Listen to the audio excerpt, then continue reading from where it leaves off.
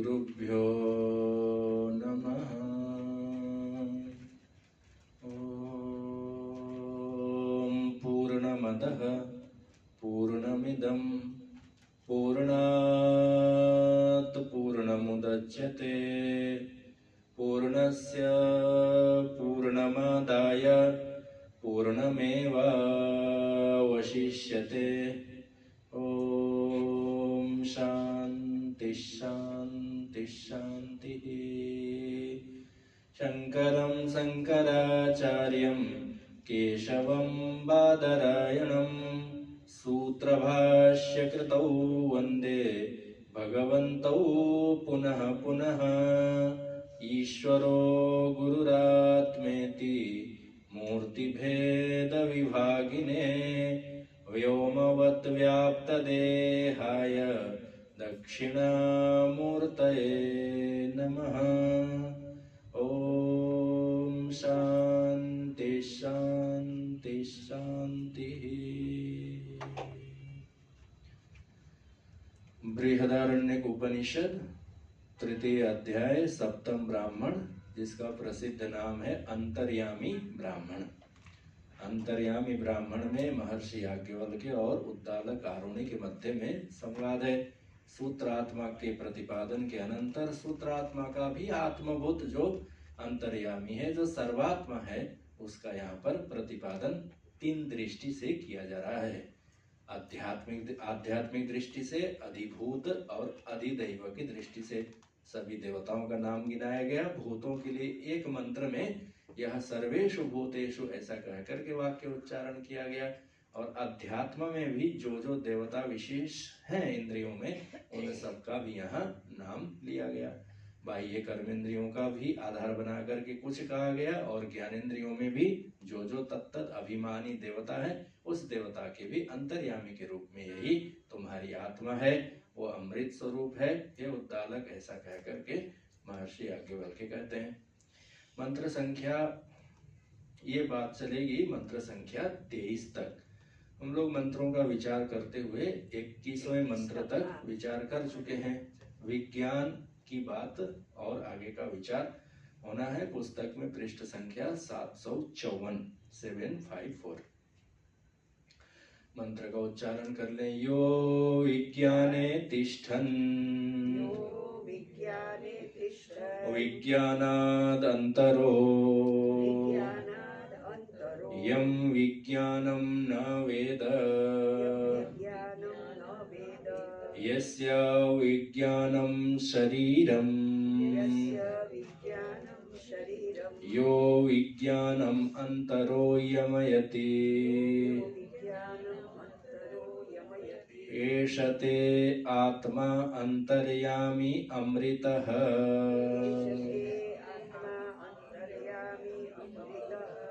यह अर्थात जिसका प्रसंग चल रहा है, जो अंतर्यामी विज्ञाने तिष्ठन्, विज्ञान में रहता हुआ होता है। विज्ञान से यहाँ पर अर्थ करना है बुद्धि। वो इसलिए बुद्धि अर्थ करना है, विज्ञान का तो ऐसे अर्थ है विशिष्ट ज्ञान, अथवा वेदांत शास्त्र में अनुभवात्मक ज्ञान को विज्ञान कहते हैं। परंतु यहाँ उस अर्थ में नहीं है। यहाँ प्रसंग चल रहा है इंद्रियों का, इससे पहले मन इत्यादियों की बात आई है, तो विज्ञान अर्थात बुद्धि में का अर्थ हुआ बुद्धि वृत्ति में। विज्ञाने तिष्ठन्, विज्ञान में रहता हुआ होता है, अर्थात बुद्धि में है। क्या है तो बोले वही अंतर्यामी है। बुद्धि तो कभी मूढ़, कभी क्षिप्त, कभी विक्षिप्त आदि आदि प्रकार की होती है। बोले नहीं, यह बुद्धि से भी अंतर है, अर्थात सूक्ष्म है। बुद्धि की मूढ़ता अथवा प्रखरता को भी जो प्रकाशित कर रही है। अनिर्णय, यद्यपि निर्णय करना बुद्धि का कार्य है, करती भी है, परंतु निर्णयों के साक्षी के रूप में भी कोई न कोई है। और बुद्धि जिसके शक्ति सामर्थ्य से, सत्ता स्फूर्ति से निर्णय कर पा रही है, ऐसा विज्ञानात् अंतरो, विज्ञान से भी आभ्यंतर और सूक्ष्म है। निर्णयों के साक्षी कोई भी चीजें ऐसा ही है कि नहीं, ऐसी अवस्था हो गई तो मनोवृत्ति हो गई। और हाँ, यही है, इसको कहते हैं बुद्धि वृत्ति, है ना। ना, निश्चयात्मिका बुद्धि है। अच्छा। तो कठिनाई क्या है कि निश्चयात्मिका तो सर्प की भ्रांति भी रस्सी में निश्चयात्मिका ही रहती है। जो भ्रांत पुरुष है वो तो अपनी बुद्धि तो से सांप समझेगा, हाँ। देख करके कहेगा अपनी आंखों से मैं देखा हूँ। साणु में पुरुष की बुद्धि भी पक्का कर लेता है। पीपल में भूत भी कहेगा मैं देख के आया, मंगलवार को शाम को हनुमान चालीसा पढ़ता हुआ आया हूँ, भूत पिशाच निकट नहीं आवे, महावीर जब नाम सुना पढ़ा हूँ, ऐसा कहेगा। ये क्या है? निश्चयात्मिका वृत्ति है। पर निश्चयात्मिका वृत्ति भी सत्य और यथार्थ ही होगा ऐसा कोई नहीं कहा जा सकता। इसलिए यहाँ पर कहेंगे बुद्धि वृत्ति में जो अभी प्रतीत हो रहा है, पर बुद्धि की सकल वृत्तियों का साक्षी के रूप में। अच्छा ये ठीक ही था, अच्छा ये मेरे निश्चय तो गलत था, ऐसा कह करके भी जानने वाला कोई अंतर्यामी होगा ना। नहीं तो मूढ़ता रहेगी तो बस ठीक ही है कह करके भ्रांत पदार्थों का भी सत रूप में ही ग्रहण करता रहेगा। अच्छा, तो फिर से वाक्य लगाएं, यो विज्ञाने तिष्ठन्। देखो बुद्धि में है, बुद्धि में तो महाराज निश्चय है जगत सत्य। बोले वो जगत सत्य वाला निश्चय तुम्हारा ठीक नहीं है, ऐसा सब बुद्धि की वृत्ति में। इसी बुद्धि को ही शरीर बनाया हुआ है, बुद्धि के अंतर में रहता है और बुद्धि को नियमन कर रहा है।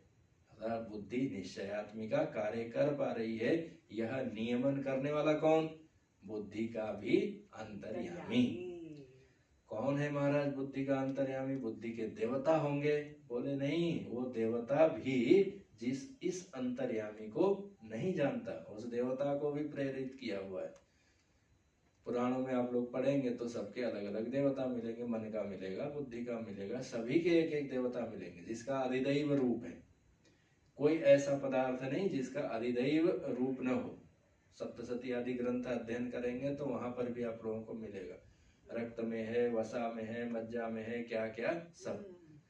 और चंद्रमा मनसो इत्यादियों में मन का देवता चंद्रमा, वैसे बुद्धि का भी देवता। अलग अलग पुराणों में देवताओं के नाम अलग अलग आते हैं।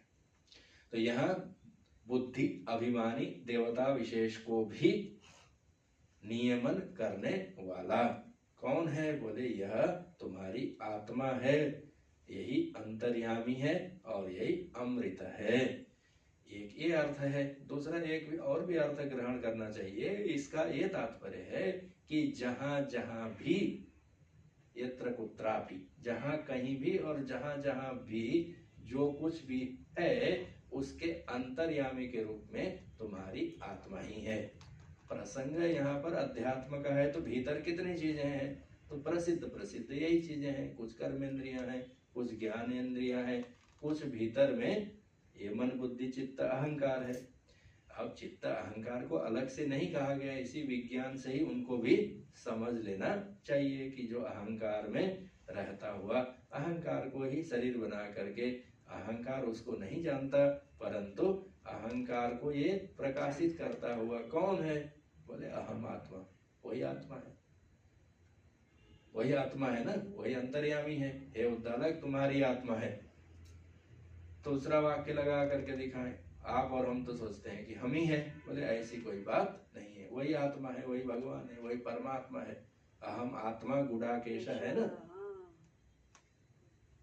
अहम आत्मा। तो ये तो भगवान के वाक्य हैं, मैं आत्मा हूँ। तो यहाँ भी याज्ञवल्क्य कह रहे हैं तुम आत्मा हो, तुम्हारी आत्मा है, वही अंतर्यामी है। कहाँ कहाँ है? दूसरा वाक्य आप लोगों को भगवद गीता स्मरण कराए, क्षेत्रज्ञम चापि माम विद्धि सर्व क्षेत्रेषु भारत। सर्व क्षेत्रेषु, जितने भी क्षेत्र हैं कहे जाते हैं, क्या क्या क्षेत्र हैं? शरीर क्षेत्र है, मन क्षेत्र है, इंद्रिया क्षेत्र है, बुद्धि क्षेत्र है, ये सब स्थान है। अथवा ब्राह्मण क्षेत्र है, क्षत्रिय क्षेत्र है, वैश्य क्षेत्र है, ये सब क्षेत्र है। तो इन सभी क्षेत्रों में क्षेत्रज्ञ, इस क्षेत्र का स्वामी और ज्ञाता प्रकाशक कौन है? अहम, मैं हूँ, भगवान ने कहा। चिंता में पड़ गए अर्जुन। अर्जुन सोचे थे इस क्षेत्र का तो हमारे मालिक युधिष्ठिर हैं। बोले नहीं, युधिष्ठिर की जो आत्मा है वो भी हमारी आत्मा है। यही अंतर्यामी का स्वरूप है। क्षेत्रज्ञम च माम विद्धि है। अर्जुन अपने आप को मत जानो, अपने आप के यथार्थ स्वरूप को जान लो तो वासुदेव के रूप में जानेगा। नहीं, वासुदेव सर्वमिति स महात्मा सुदुर्लभ। ये परमात्मा है, अक्षर अंतर्यामी है, ऐसा सभी लोग कहाँ जानेंगे।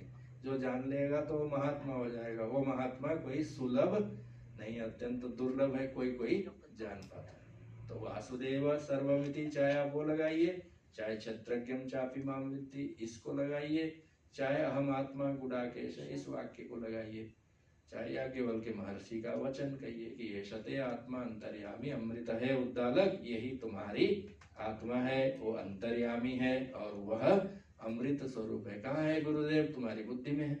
तुम्हारी बुद्धि को ही शरीर बनाया हुआ है, तुम्हारी बुद्धि का नियामक है। जो बुद्धि में ये जो प्रखरता दिखती है, ये बुद्धि की प्रखरता नहीं, वो तो जड़ है।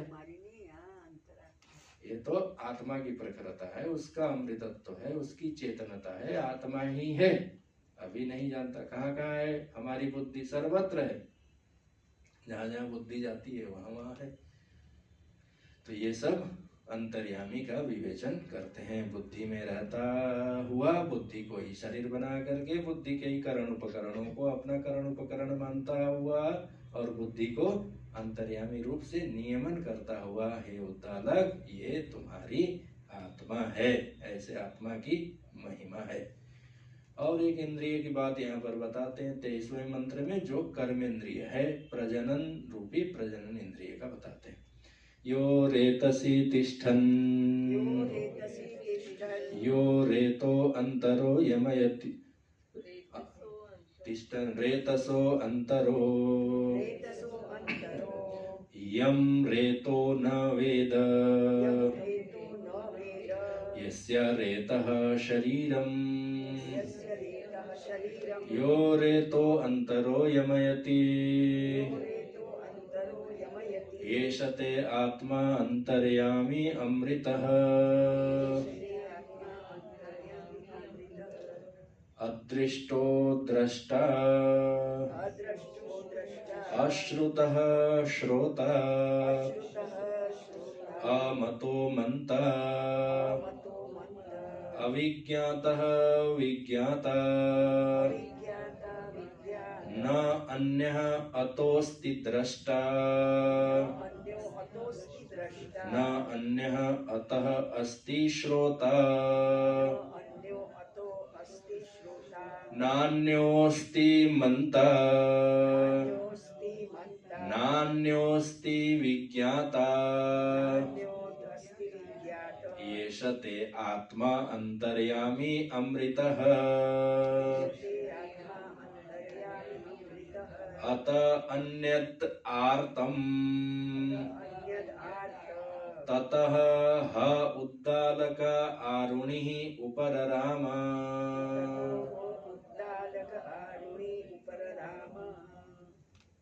दो तीन चार कुछ मुख्य मुख्य बातें हैं, क्योंकि इसके ऊपर तो फिर भाष्य भी आने वाला है, तो भाष्य में भी हम लोग विचार करेंगे। यहाँ पर साधारण विचार करते हुए चलते हैं। एक कर्मेंद्रिय का नाम लेते हैं जो रेत शब्द से कहा गया है, और इसका उपलक्षण समझना है प्रजनन इंद्रिय।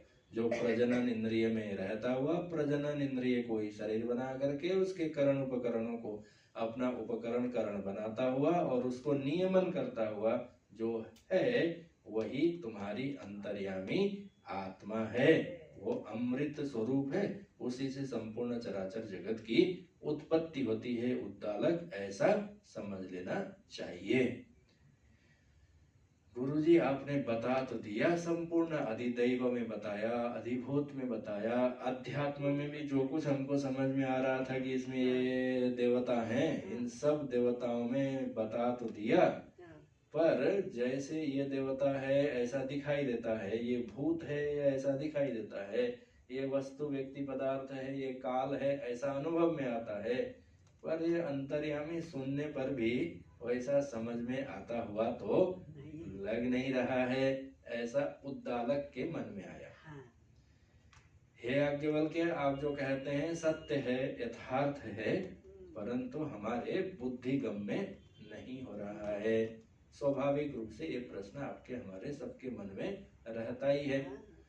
ठीक है, श्रुति से भी सत्य और यथार्थ है, युक्ति से यानी विचार करने पर, तर्क का विचार करने पर, ऊहापोह करने पर भी हाँ ठीक ही है ऐसा प्रतीत होता है।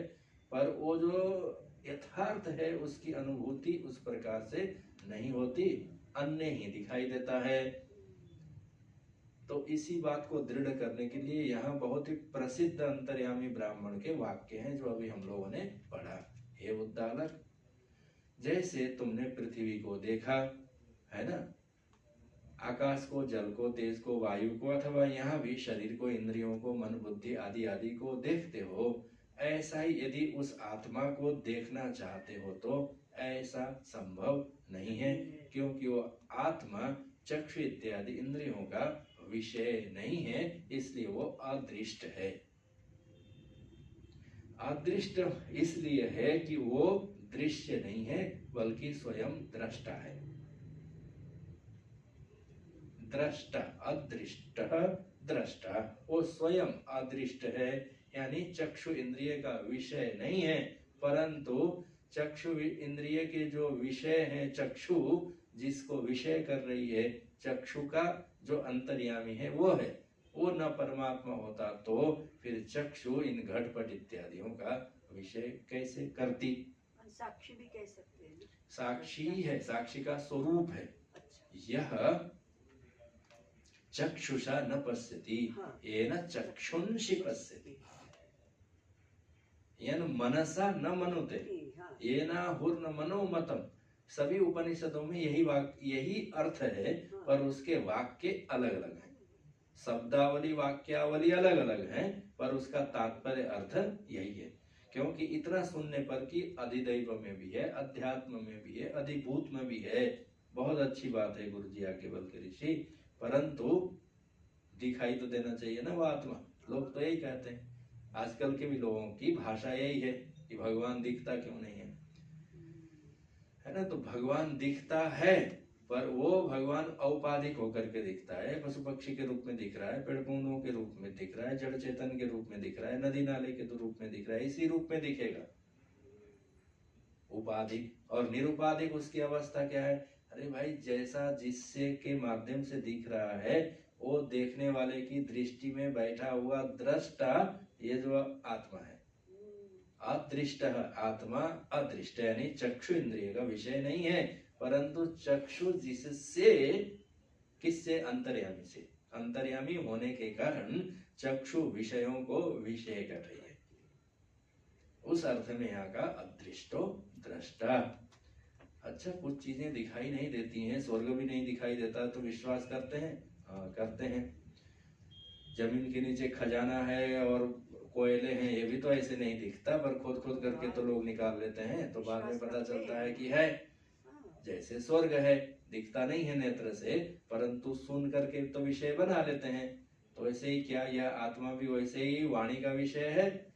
तो उसको भी यहाँ पर निषेध करते हैं कि अश्रुतः, वो श्रवण इंद्रिय का विषय नहीं है, बल्कि श्रवण इंद्रिय जिससे विषयों को विषय कर रही है, ऐसा श्रोता वो है। क्या क्या अर्थात वो चक्षु का भी विषय नहीं है, श्रवण इंद्रिय का भी विषय नहीं है, किसी भी इंद्रियों का विषय है ही नहीं, बल्कि यह है कि जिससे इंद्रियां विषय करती हैं विषयों को, वो मूल पदार्थ है। वो मूल पदार्थ न हो तो फिर इंद्रियां विषयों को विषय नहीं कर पाएंगी। वो अश्रुत है, यानी श्रवण इंद्रिय का विषय नहीं है, पर वो श्रोता है। तो देखे जाने वाला पदार्थ भी नहीं है, पर जिससे देखा जा रहा है वो है। श्रवण का भी विषय नहीं है, परंतु श्रवण इंद्रिय जिसके कारण विषय को कर रही है वो है। अर्थात कान का भी कान है, मन का भी मन है, नेत्र का भी नेत्र है। ऐसा क्या है? वो अंतर्यामी है। तो फिर तो मन का विषय होगा। कान तो बंद करने के लिए कहते हैं, नेत्र बंद करो, कान भी बंद कर लो, उपराम हो जाओ, फिर मन से विषय कर लो। तो मन से विषय तो किया जाता है परमात्मा को, परंतु मन से जैसे घटपट इत्यादियों को वृत्ति बना करके वृत्ति का विषय ऐसा कह करके जैसे जाना जाता है, वैसा भी यह नहीं है। अमत परंतु मनता, मन समेत जही जानन वाणी। मन वाणी इंद्रियां सब मिल करके भी बखान करें ऐसा करके उसको पूरा नहीं कर सकते। ऐसा अमत है, परंतु वो मनता स्वयं है, जिसके कारण ये चीजें मानी जा रही हैं। अर्थात मन मनन कर रहा है। मन तो जड़ पदार्थ है, मन तो पांच भौतिक है, भूतों से बना हुआ है। तो जो भूतों से बना हुआ पदार्थ इस अभूत पदार्थ को कैसे जान लेगा? बल्कि मन इन घटपट इत्यादियों को मनन कर रहा है, तो मन में मनन का जो सामर्थ्य है उस इस चेतन अंतर्यामी का है। बुद्धि से जान लेंगे, बोले नहीं, वो बुद्धि वृत्ति का भी विषय नहीं है, वो तो बुद्धि का प्रकाशक है। अविज्ञाता अविज्ञातः ऐसा करेंगे, अविज्ञातः वो बुद्धि का विषय नहीं है, बल्कि वो विज्ञाता स्वयं है। वही बुद्धि को जान रहा है, मन को जान रहा है, इंद्रियों को जान रहा है। अविज्ञात विज्ञाता। हाँ, स्वयं अविज्ञात है, यानी हाँ। बुद्धि का विषय नहीं है। तो फिर कैसा है? बिना कार्य करण संघात, अपने उसके कोई कार्य करण संघात नहीं है, न शरीर है न इंद्रियां है। बिना शरीर इंद्रियों के ही शरीर इंद्रियों के सकल व्यापार को जान रहा है। करण है तो करण के माध्यम से जान रहा है, करण नहीं है तो बिना करण के भी जान रहा है। अच्छा, बिना करण के कब जाना महाराज? समाधि में जाना, सुसुप्ति में जाना। सुसुप्ति में सुख की अनुभूति किस प्रकार से हुई? जगने के बाद। उस समय अनुभव हुआ तो जगने के बाद तो स्मरण करके बताता है, मुझे सुख का अनुभव हुआ। उस समय किस इंद्रिय से अनुभव किया? स्वयं अनुभव किया, बिना किसी इंद्रियों के अनुभव किया। कार्यकरण संघात की उसको जरूरत नहीं है, अनुभव स्वरूप है, विज्ञाता उसका स्वरूप है। वो किसी का दृष्टा नहीं है, परंतु सबका दृष्टा है। किसी का दृश्य नहीं है, किसी इंद्रियों का विषय नहीं है, परंतु इंद्रियों का विषय करने का सामर्थ्य भी उसी का है। उसके होने से ये सारी चीजें हैं, ऐसा अर्थ है यहाँ। अभी भाष्य में तो और स्पष्ट होगा, पर यहाँ ऐसा करेंगे। दृश्य नहीं है, दृष्टा है ना? दृश्य नहीं है, दृष्टा है। और मनन का विषय नहीं है, वो स्वयं मनता है। श्रवण इंद्रिय का विषय नहीं है, वो श्रोता है। और विज्ञान का भी विषय नहीं है, स्वयं विज्ञान स्वरूप है। कोई पदार्थ होगा तो प्रकाशित करेगा, नहीं होगा तो साक्षी रूप में रहेगा। उसका उदाहरण वही है, जैसे भगवान सूर्य का प्रकाश अथवा किसी भी चीज का प्रकाश। प्रकाश है, विस्तार को प्राप्त हुआ है, उजाला है। घट सामने आया तो प्रकाशक ऐसा शब्द करेंगे, क्योंकि घट को प्रकाशित कर रहा है।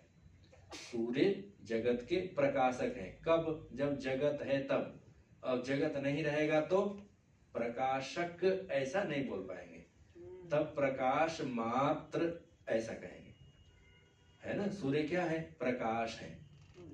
प्रकाशक उनको जब कहा जाता है, जब कोई उनके सामने, प्रकाश के सामने प्रकाश्य यानी प्रकाश के द्वारा दिखाई देने वाला पदार्थ दिखाई देगा तो प्रकाशक हो जाएगा। प्रकाशक, हाँ।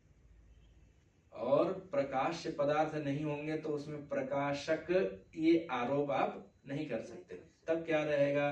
प्रकाश मात्र रहेगा, केवल उजाला ही रहेगा, प्रकाश्य पदार्थ नहीं रहेगा। अब इसको दूसरे उपनिषदों में सृष्टि आदि की प्रक्रिया में क्या आती है? प्रजापति उत्पन्न हो गए, उनको चिंता हो गई, प्रजा तो कोई है नहीं, मैं काहे का प्रजापति हूँ, है ना? जब प्रजा होगी तो राजा होगा, तो बिना प्रजा के राजा का किसका राजा? तब फिर प्रजापति ने विचार किया लोकानुसृजा इति, अब मैं लोक बनाऊंगा, तो लोक बनाया, तब लोकाधिपति हो गया। जब लोक ही नहीं था तो किस चीज का अधिपति? स्वर्ग बन गए, पाताल बन गए, सब बन गए, खाली पड़े रहे। बोले कोई नाम लेने वाला नहीं, हमारा पढ़ने वाला नहीं। फिर इंद्र आदि देवताओं को बताया, प्रजानुसृजा इति, अब प्रजा बनाए, इंद्र बनाया, कुबेर वरुण बनाया। तब सब लोगों ने कहा हाँ ये हमारे पिता हैं, प्रजापति हैं। तब उनको संतोष हुआ, हाँ अब ठीक है। तो प्रजा होगी तो प्रजापति होंगे, नहीं तो वो किस चीज के प्रजापति? तो वैसे ही प्रकाश से पदार्थ होगा तो प्रकाशक, अन्यथा प्रकाश मात्र। वैसे यह जो आत्मा है क्या है? विज्ञान मात्र है, ज्ञान स्वरूप है, सत्यम ज्ञानम है, और कोई पदार्थ आ गया तो ज्ञान का विषय बन गया। तो पदार्थ की दृष्टि से, अन्यथा इसमें ये कोई भी धर्म नहीं है। अंतर्यामी अत्यंत निर्धर्मक अवस्था है, निर्विशेष अवस्था है, निर्गुण अवस्था है। कोई चीज उसमें स्वयं के अतिरिक्त किंचित भी नहीं है। आत्मा आत्मा आत्मा ही है। पर ये जो आत्मातिरिक्त समझ में आते हैं वो इंद्रियों के माध्यम से आते हैं। ऐसा विलक्षण पदार्थ है। नहीं गुरुजी, अभी अभी आप लोग पढ़ा करके आए और श्रुति भी जैसा कहती है उस हिसाब से तो हमें तीन चीजें समझ में आ रही हैं। एक अधिभूत पदार्थ समझ में आ रहा है, पृथ्वी है। फिर दूसरा आप लोगों ने कहा पृथ्वी को शरीर बनाया ना, और पृथ्वी में रहने वाला जो पृथ्वी का देवता है अभिमानी, वो अभिमानी देवता है। और उस अभिमानी जिसको नहीं जानता ऐसा अंतर्यामी है ना। तीन चीजें लग रही है। तो इसीलिए यहाँ अधिभूत, अधिदैव और अध्यात्म का विचार किया गया है। ठीक कहते हैं आप लोग, एकमेव अद्वितीय सद आत्मा के अतिरिक्त तो दूसरा कोई पदार्थ नहीं है। पर उस आत्मा के अतिरिक्त नहीं है, इसके कथन और प्रतिपादन के समय में आपने क्या कहा? आपने कहा कि बुद्धि जिसको नहीं जानती, अर्थात बुद्धि का अभिमानी देवता भी नहीं जानता, मन का अभिमानी देवता भी नहीं जानता, चंद्र सूर्य का अभिमानी देवता भी नहीं जानता। का अर्थ हुआ चंद्र सूर्य का अभिमानी देवता है तभी तो नहीं जानता। क्या कहते हैं आप लोग? बोले ऐसी भी कोई बात नहीं। नहीं तो ये प्रश्न बनेगा कि देवता है और नहीं जानता। बोले उसके निषेध के लिए न अन्य अतः अस्ति दृष्टा। इस अंतर्यामी आत्मा के अतिरिक्त दूसरा कोई दृष्टा नहीं है। देवता तो है ना? नहीं है, देवता बना हुआ है अंतर्यामी। चंद्रमा ऐसे ये सब अंतर्यामी आत्मा ही अभी चंद्रमा देवता बना हुआ है। अच्छा, रस्सी ही सर्प बनी हुई है। बस बस यही पकड़ना चाहिए। अभी तो रस्सी का ज्ञान नहीं है, तो फिर हमने कहा सर्पो अस्ति, यानी सर्प की जो, पर रस्सी के अतिरिक्त सर्प है क्या ना? अलग सत्ता, बोले अलग वो रस्सी की सर्पा नहीं। अच्छा, काटने वाला भयंकर खूंखार सर्प, बोला कितना भी खूंखार हो सर्प नहीं है। भले ही बोलने के लिए तो बोला जा सकता है लंबा चौड़ा सर्प के बारे में, पर है क्या वो सर्प? नहीं है। का अर्थ क्या हुआ? रस्सी के अतिरिक्त नहीं है, रस्सी से भिन्न सत्ता वाला नहीं है, रस्सी के अतिरिक्त उसकी स्वतंत्र कोई सत्ता नहीं है। जैसे ठीक उसी प्रकार से इस अंतर्यामी के अतिरिक्त दूसरा कोई दृष्टा नहीं है। आंखों में बैठ करके वो अंतर्यामी ही अभी दृष्टा बना हुआ है, मन में बैठ करके ही वो अभी मनता बना हुआ है, बुद्धि में बैठता है तो वो विज्ञाता हो जाता है, वो आकाश में बैठा हुआ दिखाई देता है तो वो सूर्य हो जाता है और रात्रि को दिखाई देता है, चंद्रमा होता है, दाएं बाएं दिखाई देती है तो वही पृथ्वी हो जाती है। किसी को सर्प की प्रतीति होती है, किसी को जलधारा की प्रतीति होती है, किसी को माला की प्रतीति होती है। अच्छा चलो, सर्प तो नहीं हुआ, माला तो अच्छी चीजें वो हुआ होगा। बोले अच्छी बुरी जो भी है सद असद वो है, यही अंतर्यामी है।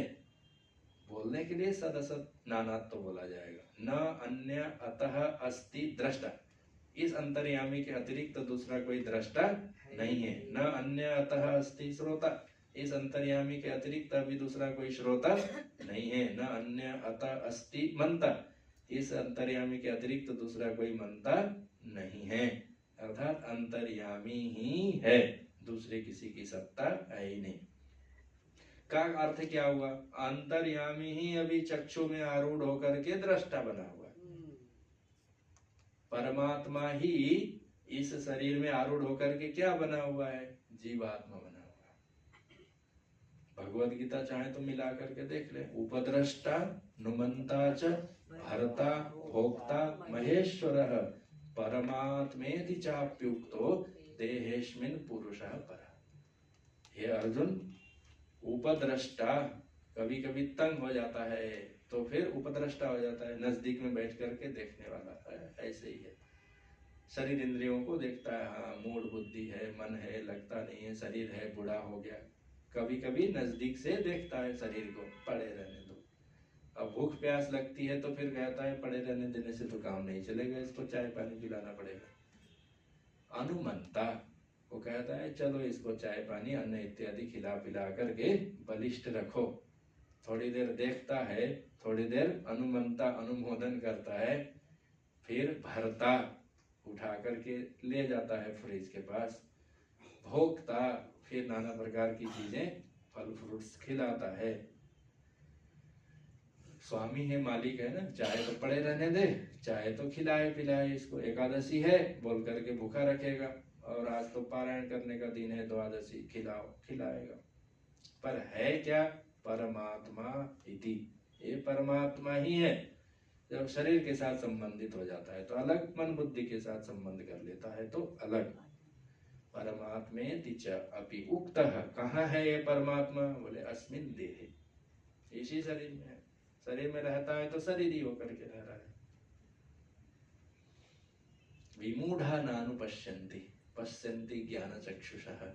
मूढ़ पुरुष इसको ऐसे ही जीने मरने वाला मानते हैं। पंडित लोग उसको, फिर से पंचदश अध्याय, उत्क्रामंतम स्थितम वापि भुंजानम वा गुणान्वितम विमूढ़ा नानुपश्यन्ति ज्ञान चक्षुषा। ज्ञान की दृष्टि हो जाए तो फिर वो देख लेता है कि ये परमात्मा बना, परमात्मा तो है ही है, इसका वास्तविक स्वरूप दृष्टा भोक्ता मनता आदि आदि बना हुआ है। ये सचमुच में बना हुआ है ऐसी बात नहीं है, देह की दृष्टि से बना है, देह के कारण बना हुआ है, देह उपाधि के निमित्त से इसकी ऐसी अभी प्रतीति हो रही है।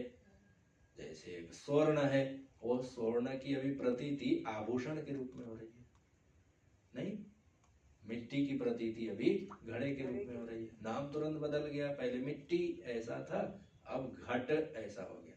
मिट्टी और घट का क्या संबंध है भाई? दूर दूर तक कहीं लेना देना प्रतीत नहीं हो रहा है। तो ऐसे शरीर और आत्मा का है, तो अभी शरीर में ही ये अनुभव में आ रहा है। शरीर अतिरिक्त ये है ऐसी भी प्रतीति नहीं होती। शरीर के बाहर आत्मा है कि नहीं? आत्मा तो सर्वव्यापक है, होना चाहिए, पर वहां अनुभव में नहीं आता है, इधर अनुभव में आता है। और यहाँ भी मस्तक के ऊपर नहीं आता, अंतःकरण में आता है।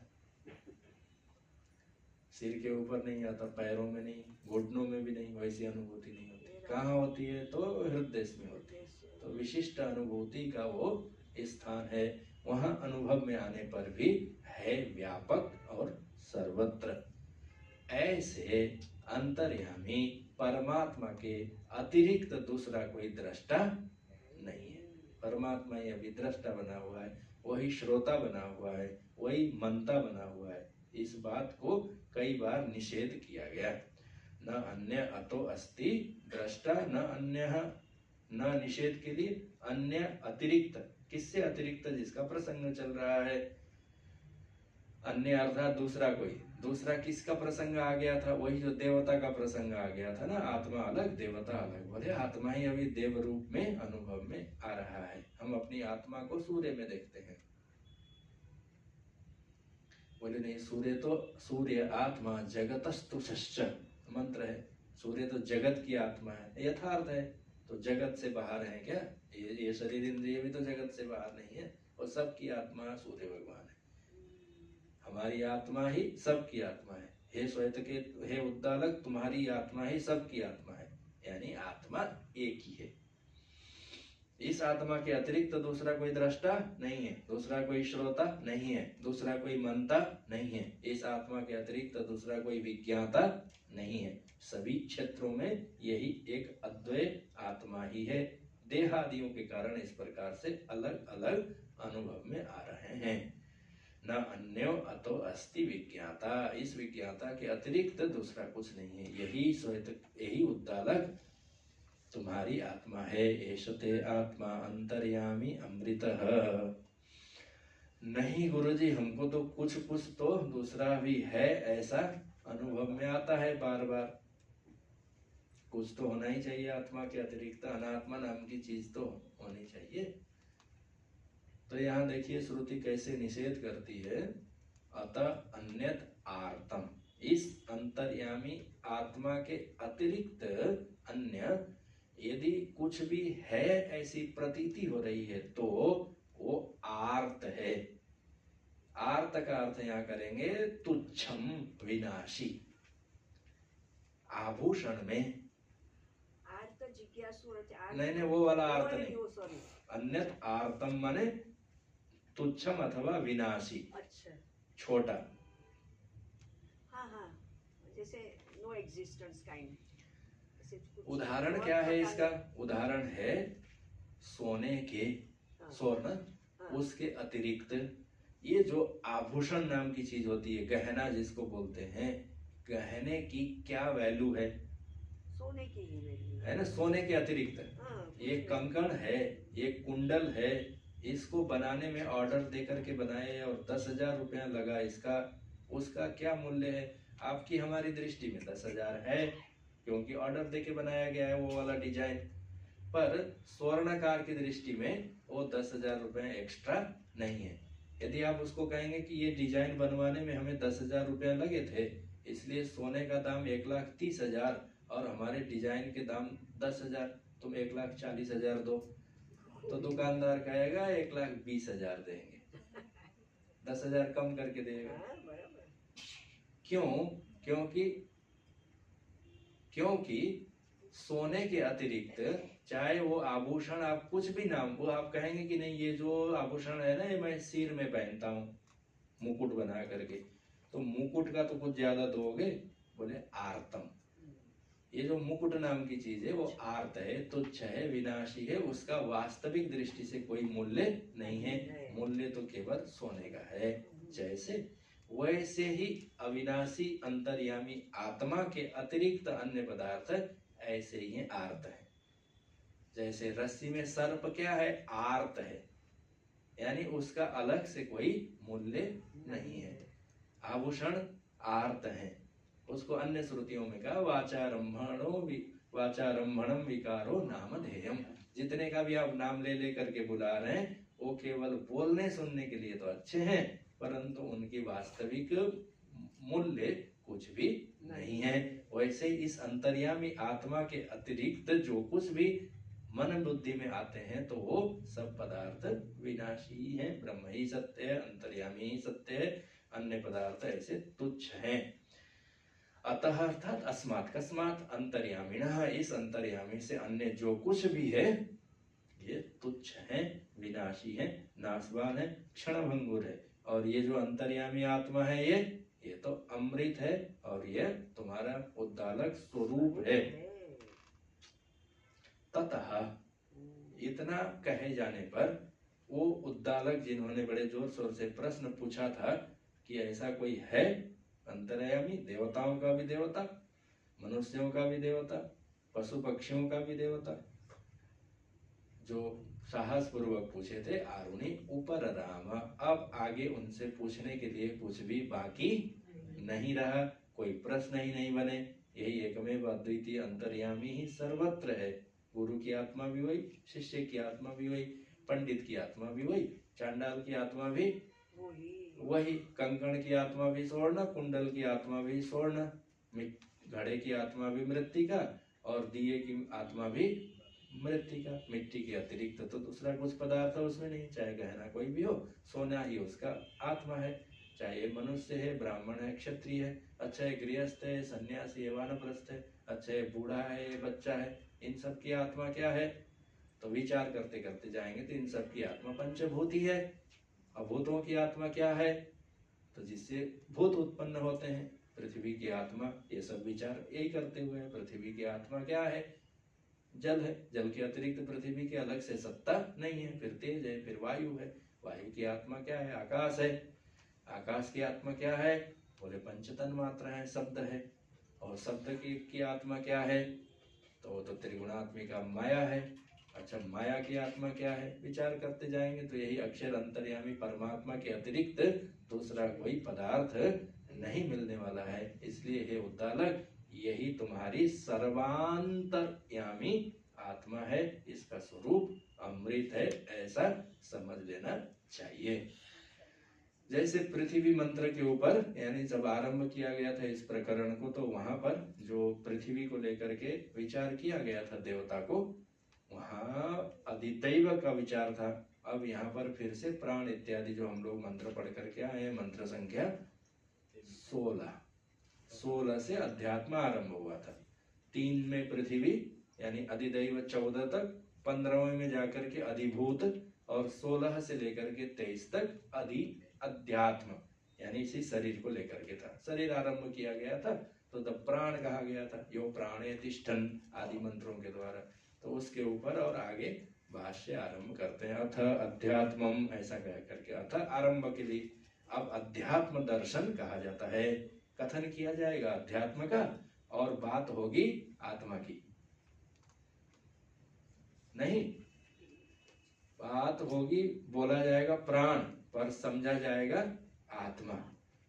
बोला जाएगा कि अच्छा धनत्रयोदशी है और कोई कटोरी खरीद लेते हैं, किस चीज का खरीदोगे भाई? चांदी का। तो नाम लिया जाएगा, कोई नहीं कहेगा कि मैं चांदी खरीदने जा रहा हूँ, या गहना खरीदने जा रहे हैं तो कोई नहीं बोलता कि मैं सोना खरीदने जा रहा हूँ, कोई बोलता है? वो तो कहेगा कि नहीं कंगन खरीदेंगे, कुंडल खरीदेंगे। वैसे ही कहेगा घट खरीदेंगे, पट खरीदेंगे, मट खरीदेंगे, और लेकर के आएगा क्या? सोना। घर में आके तो बोलेगा कंकड़ कुंडल है। अब कोई मीठा खरीद के लाएगा, बोले रसमलाई है, और लाएगा क्या? बोले बीमारी लाएगा। कोई पानी पूरी खरीद के लाएगा तो बीमारी ही लाएगा कि नहीं? वैसी ही बात होगी। तो घट लाएगा, पट लाएगा, मठ लाएगा, बोलेगा कुछ, होगा कुछ और। जैसे यहाँ बोला गया क्या? प्राण। और है क्या ये पदार्थ? बोले ये तो अध्यात्म है, अंतर्यामी है, आत्मा है। पर यह आत्मा प्राण के अंदर में बैठा हुआ है, इसलिए प्राण लेकर के आते हैं, प्राण का विचार करते हैं, तो उसमें आत्मा भी अपने आप चली आती है। आप लेकर के आते हैं घड़ा, मिट्टी अपने आप चली आती है। आप खरीद के ले आते हैं आभूषण, सोना आभूषण के साथ साथ चली आती है। वैसे ही विचार करते हैं, बोलते हैं प्राण, और बाद में निकलती है सर्वांतर्यामी आत्मा। इसी का नाम है अध्यात्म, है ही।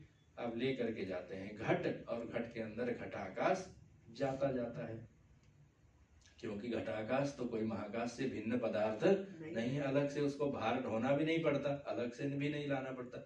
ये मिट्टी है, घड़ा है, ऐसा कोई व्यवहार नहीं होता। ये सोना है, आभूषण है, ऐसा नहीं होता। आभूषण कतल करने से ही स्वर्ण तो उसमें अनुस्यूत और व्याप्त रहता है।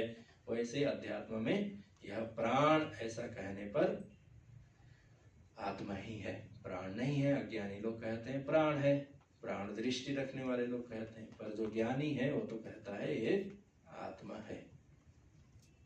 तभी तो सुनी चैव सोपाके च करेगा, तभी तो नर को नारायण देखेगा। आप और हम कहेंगे नर है, और जो ज्ञानी होगा वो कहेगा नारायण है। आप और हम कहेंगे ये अमुक व्यक्ति आ रहा है, शत्रु है, भगवान कहेंगे समः शत्रु च मित्रे च। शत्रु मित्र है तुम्हारी बुद्धि में, और तो शत्रु के रूप में तुम्हारा परमात्मा आ रहा है।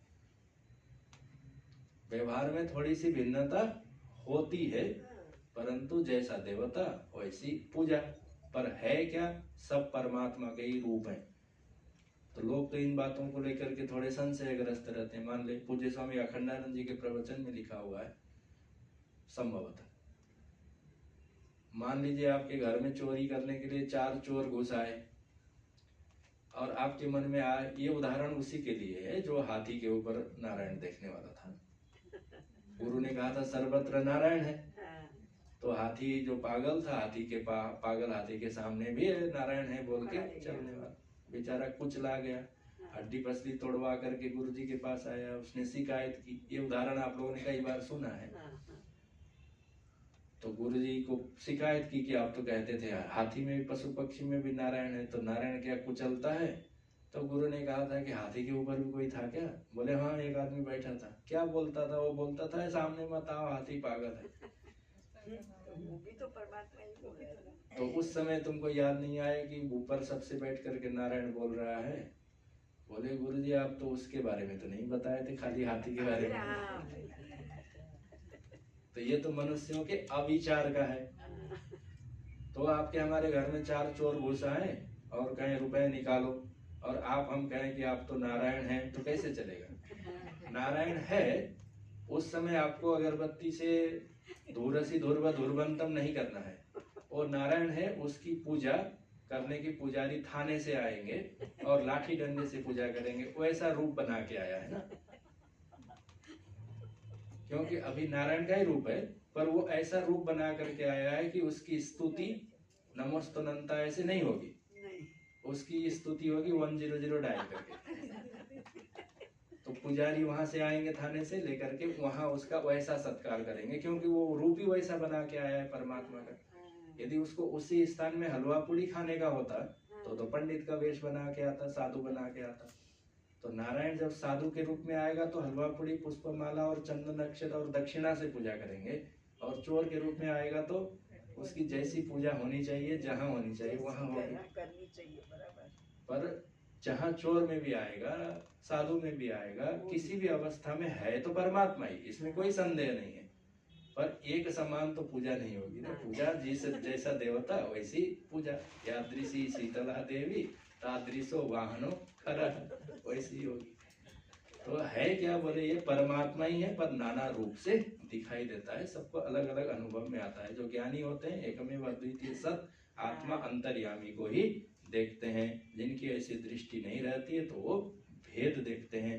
भाष्य का विचार अब हम लोग फिर से आगे के सत्रों में पुनः करेंगे। आज के सत्र को यहाँ हम लोग विश्राम देते हैं। हरि ओम। पूर्णमदः पूर्णमिदं पूर्णात् पूर्णमुदच्यते पूर्णस्य पूर्णमादाय पूर्णमेवावशिष्यते। ओम शांति शांति शांति।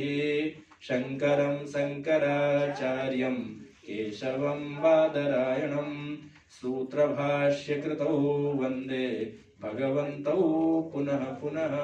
ईश्वरो गुरुरात्मेति मूर्तिभेदविभागिने व्योमवत् व्याप्तदेहाय दक्षिणामूर्तये नमः। ओम शांति शांति शांति। नमः पार्वती पतये हर हर महादेव।